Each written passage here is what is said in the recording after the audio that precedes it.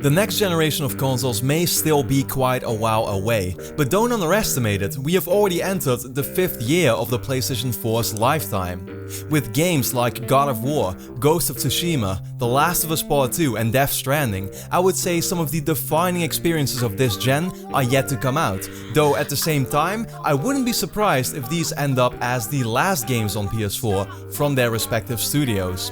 Of course, Sony won't share any details on their upcoming plans, and that won't be changing anytime soon. But by looking at where we currently are, what the things are that people still feel unhappy about, as well as what the Xbox, Nintendo and PC platforms are bringing to the table, there is plenty to speculate about. And that's exactly what I'm gonna do. In this video, I'll take a look at the future, and I'll do so with you together. So without further ado, this is everything you need to know about the PlayStation 5.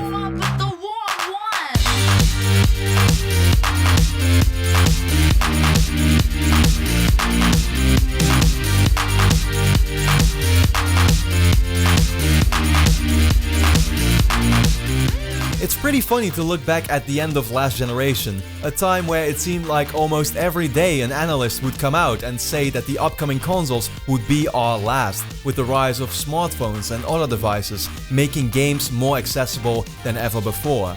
They couldn't be more wrong. Fortunately, the group of gamers that came to realize a PC or console is needed for the real high-end gaming experiences has only gotten bigger, and obviously the mindset now is much different from what it used to be. To put it simply, the release of the PlayStation 5 is inevitable. So let's begin with the biggest question people ask: when is the PS5 actually coming out? In my opinion, the easiest way for me to try answering these kinds of questions is most often by just looking at the past. It's usually a great indication of what we can expect, which I think will be no different here. So, the life cycle of the previous PlayStation consoles has typically been around 6 years. Both the PS1 and 2 consoles lasted for this amount of time, until we saw their successors being released. The PlayStation 3 was a little bit of an exception to the rule. A couple of factors caused for the system to last an additional year. This mainly came down to the slow start that it had, both in sales and the release of games.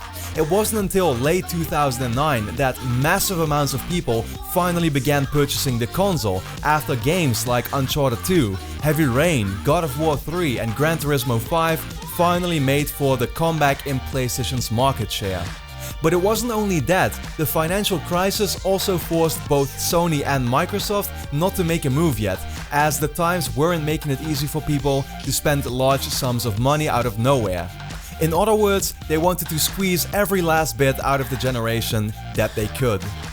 Looking at this, it seems very unlikely that the PS5 would keep us waiting for more than 7 years. In fact, we are now in a climate where new versions of hardware so rapidly release. Think about smartphones, but even the PS4 Pro and Xbox One X. It's already remarkable in and of itself that we've seen more powerful consoles within the same generation. Now, the Pro came out in 2016, merely 3 years after the original model. Looking at this as the middle point of the generation, I really wouldn't be surprised to see the next PlayStation console come out in 2019. With the games I mentioned earlier, Death Stranding, The Last of Us Part 2 and Ghost of Tsushima all looking to release in that very same year, it would make for a killer end to the current generation. However, there are reasons to believe that 2019 won't be the final year, and we could still see PS4's lifetime getting extended a little longer. Let's be honest, the PlayStation 4 is in an amazing spot right now. Sales for consoles are still incredibly strong, and the system is dominating the current gaming market. Sony will want that success to last for as long as possible, and bringing out the PS5 could always mean a potential risk in losing that momentum. That being said, Microsoft released the Xbox One X only a few months ago, and it's unlikely that they would want to release their own next generation console so soon, especially taking in mind the price that the One X launched at. Now, it's doing decent numbers, but nothing really threatening for PlayStation, which seems to have taken significant pressure off of Sony for releasing their next console. So, a 2019 or 2020 release, who is to say? Honestly, I'm 50-50 on it myself, though with recent developments, I'm starting to lean more and more towards the latter. So if I had to make a prediction right now, I would say 2020. I wouldn't be surprised though if Sony themselves aren't even entirely sure yet. Whatever happens in the next few years with the position of the PlayStation brand among its competitors will likely have the final say as far as when the cards will finally be played. Next up, how much will the PS5 cost? Honestly, I think this is by far the easiest question to answer. Time and time again, it has been proven that there is only one price that works the best when launching a console, and that is $399. Sony knows this all too well, especially after the disaster that was the PlayStation 3's launch. At the same time, it was the reason why the PS4 Pro wasn't as powerful as many had hoped, because whatever the case, this system had to be sold for that same reasonable price tag, even with it only targeting the more hardcore audience. One of the key reasons the Xbox One lost the initial battle was this same factor, and even the One X with its whole power narrative isn't appealing to mass audiences at its $500 price point. Consoles have traditionally always been relatively cheap, and Sony knows that it's vital for a successful launch. Could the system end up being more expensive? Of course. Would I personally want it to be if it means even more powerful hardware as well? I definitely do. But at the end of the day, realistically, I just don't see it happening. Now, the reason I first decided to discuss the price with you is because there is a common misconception about consoles being underpowered compared to PCs, which I always hear gamers talk about. Look, it's very simple. This is and will always be the case, because while console manufacturers try to offer the best hardware possible, they'll do so of course with a certain production cost in mind.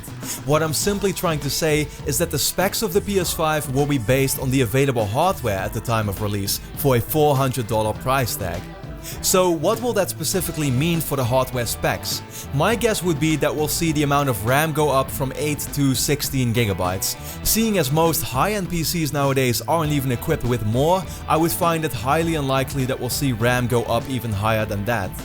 As far as the GPU goes, obviously the big complaint seen with the PS4 Pro is the fact that most games aren't running in native 4K, but in a lower resolution that then gets upscaled. The Xbox One X is already doing a much better job at this, with a far higher ratio of games actually managing to achieve a full 4K output. I'm pretty sure that the PlayStation 5's GPU will make sure that native 4K becomes the standard resolution moving forward. The hard drive isn't all that interesting to discuss, but it's obvious that with games getting bigger and bigger, it's probably gonna offer around 2 terabytes of space. Compared to the Xbox One, PS4 not featuring a 4K Blu-ray player has been seen as a bit of a negative for many gamers who enjoy movies too, so this is something I could easily see the PS5 fix as well. But last and most important of all, the component that will feel like the biggest upgrade is no doubt gonna be the CPU. Suffering from the decision to keep the price low, the only slightly improved CPU in the PS4 Pro has caused for frame rates in games to be more stable, but it wasn't enough to make the majority of games benefit from an actual increased frame rate or significantly advanced graphical details and physics. It's by far the biggest reason why the Pro doesn't stand out much over the original model. I would assume that the PlayStation 5 will finally make a new leap visible, as the CPU will this time around get a strong enough upgrade.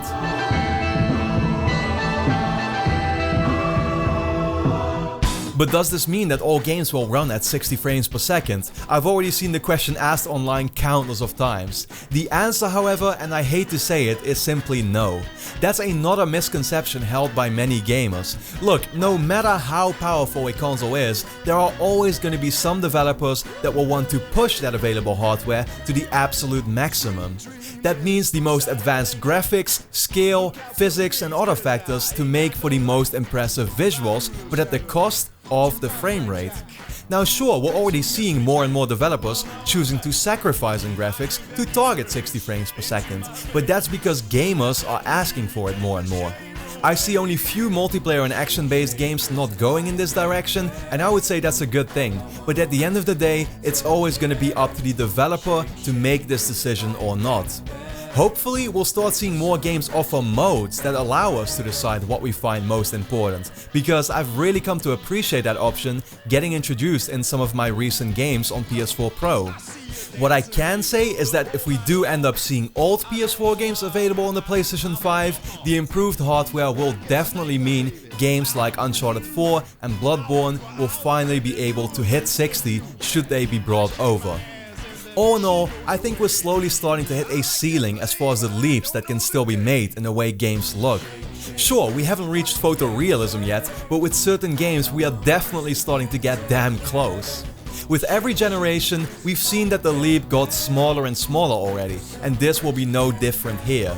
The jump to native 4K and overall improvements in hardware will definitely be very welcome, but let's be honest, the difference we saw going from 2D to 3D graphics or from standard definition to HD, it's just not gonna happen anymore.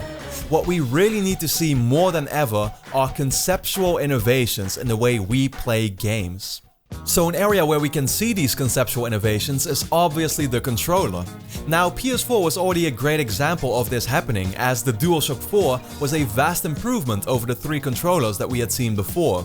It was far more comfortable to hold in your hands, and the triggers and sticks received some welcome improvements. The headphone jack, light bar and share button were cool additions as well that really added something new, making for an overall better experience than we had ever had before. However, there are still 2 massive mistakes that were made with the DualShock 4. The first one is the touchpad.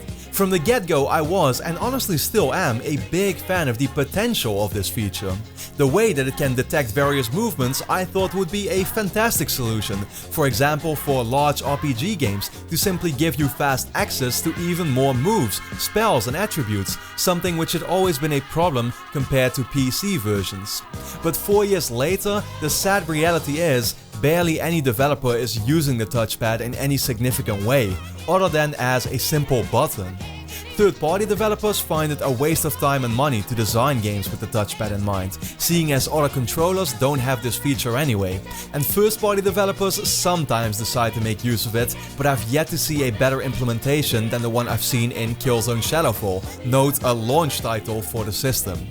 Now, I wouldn't be so disappointed about the lack of use for the touchpad if it wasn't for the fact that it drains the DualShock 4's battery so easily. Many gamers have noticed how the battery life vastly underdelivers compared to the DualShock 3, and Sony has confirmed that the touchpad is one of the main reasons for this, as it's constantly looking for user input where almost none is ever given. I'm sure that both of these issues will be fixed with a potential DualShock 5 by removing the touchpad, automatically increasing battery life. But what else will the next PlayStation controller introduce? I'd say that's a very hard question to answer, because honestly, many people are very happy with the quality of the DualShock 4 right now. There are always certain crazy ideas that you can come up with, like an LED screen with a menu, but looking at the past and thinking about the implications this would once again have on battery life and price, I just don't see it happening. Now, a couple of things that I could see being added are, for example, a built-in microphone, so that everyone can automatically chat with their friends without any other peripherals needed, or wireless charging, which will finally mean the end of cable connections to the console. We've seen the Nintendo Switch introduce HD Rumble, and the difference is definitely there, so I could see the DualShock 5 improving in this area as well. Do I think we're gonna see revolutionary changes to the controller? No, but overall I definitely expect we'll be getting the most refined PlayStation controller to date. And while we're talking about conceptual innovations, PSVR is probably the most refreshing new PlayStation hardware that we've seen recently. The product has been relatively successful, to the point where I could easily see an improved unit being made. I'd expect Sony would not want to sell this at PS5's launch, however, as the total price for the complete package would seem very steep for gamers. I'd say the current PSVR will still be usable on PS5, and then maybe a year or two in, we'll see a new version with a better screen resolution and other increased specs that will get introduced. But as you can tell, new conceptual ideas are very hard to predict, because obviously they're ideas that will ultimately have to be thought up by Sony over the course of many years. All I can do is simply look at what are the standard changes and what is still missing that the competition might already be doing. In that regard, maybe PlayStation will have its own version of a premium Elite controller moving forward, or we'll see a Netflix-like subscription service for new games like Microsoft recently introduced. One thing I do know is that it cannot be underestimated. Conceptual innovation is one of the most important areas for a new console. New ideas have the possibility to result in features that truly make it stand apart from the competition. Look at the Switch's console and handheld hybrid idea and how that worked out. At the same time, they could literally be a deal breaker as well, like how the focus on Kinect ruined Xbox One's launch. But in the end, these are the ideas that will truly make the difference, other than just more powerful hardware between the PS4 and PlayStation 5.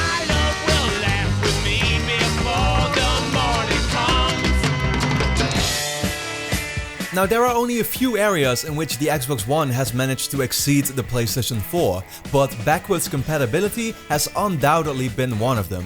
Microsoft has done a great job in allowing gamers to play their 360 and original Xbox titles, with the PS4 lacking the possibility to play older games.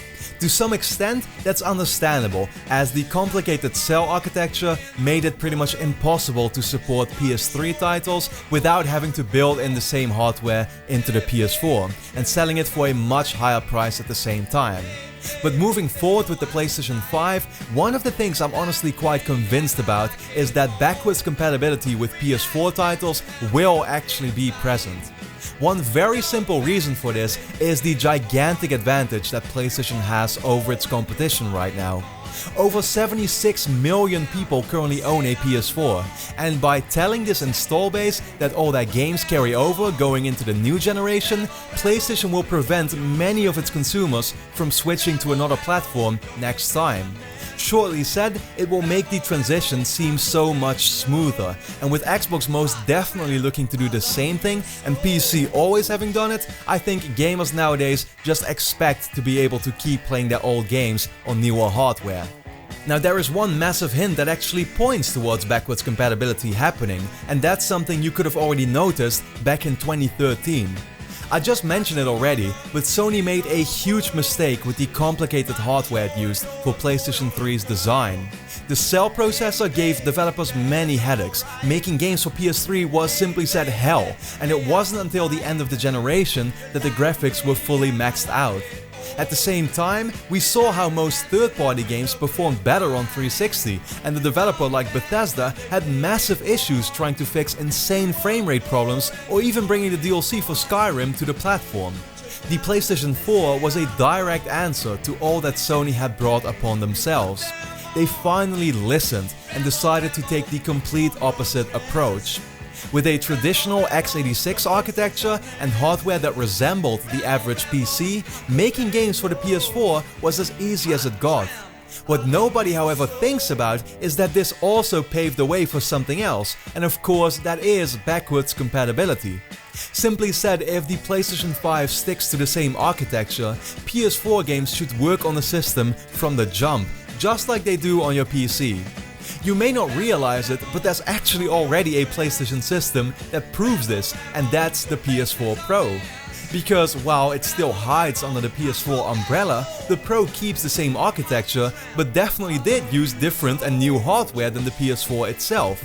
The result is that all games work across both systems, but the Pro can either receive specific patches by developers or even use its own boost mode to enhance games that never received such an update at all. Technically, this is nothing more than backwards compatibility. Games are automatically told to use all of the Pro's capabilities, therefore managing to keep targeted frame rates more stable and loading textures or doing other tasks more easily. The conclusion is that unless Sony does the unthinkable and goes in a completely unexpected direction with the PS5 again, there is absolutely no reason for the system not to play your old PS4 games.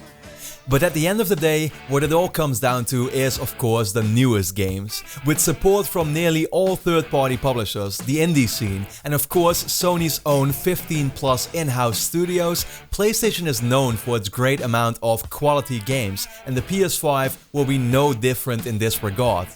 Now of course we know that the Activisions and EAs will be supporting the new platforms from day one with all their new releases, so I really don't find those too interesting to get into.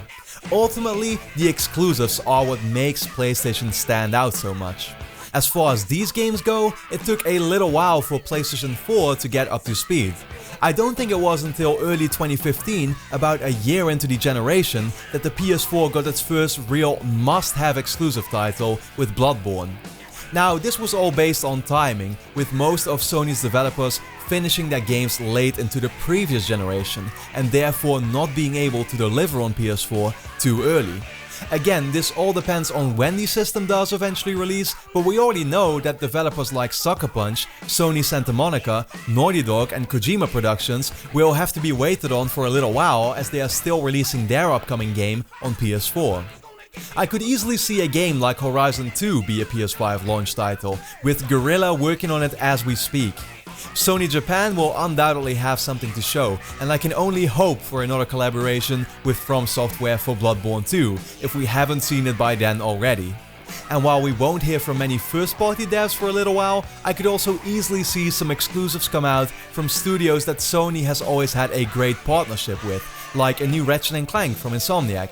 It's not a massive list of games, but looking back at the launch of the PS4, it took a little while for its library to take off too.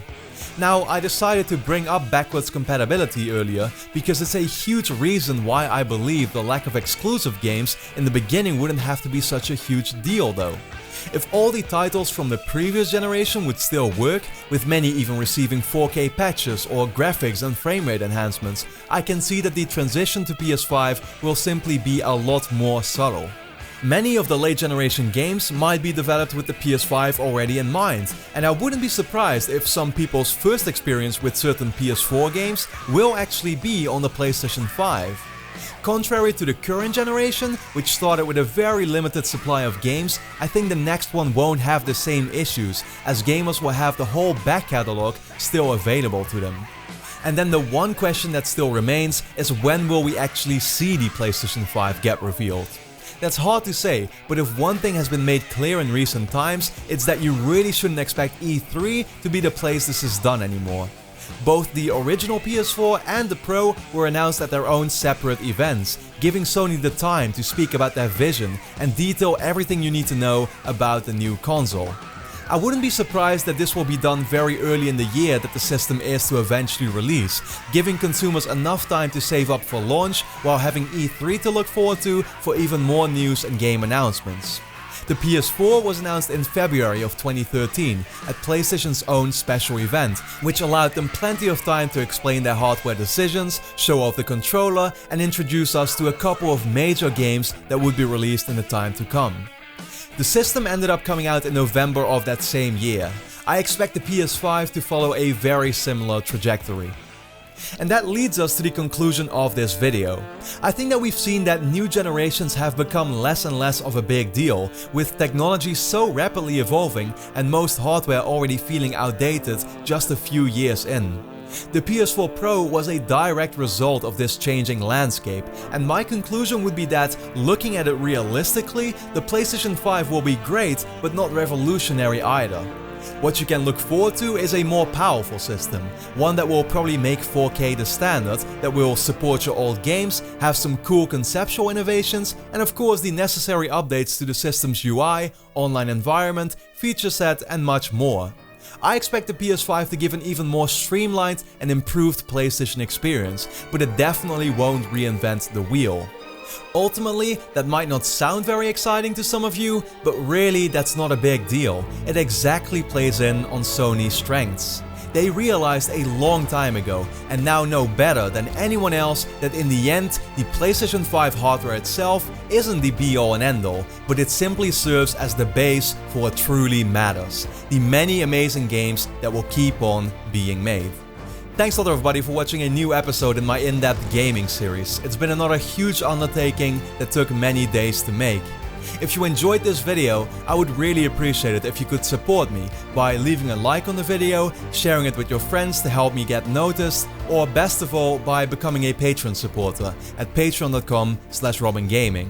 For just a single dollar per month or more if you're feeling generous, not only do you help make these videos possible, but you get access to many cool rewards as well. From monthly Q&A and podcast episodes to showing up in the credits like all the current supporters shown on screen. I really appreciate all of you wanting to help me out. With that being said, look forward to a new in-depth video on another gaming topic coming up in a few weeks. And then for now, I want to thank you a lot for watching and hope to see you again next time.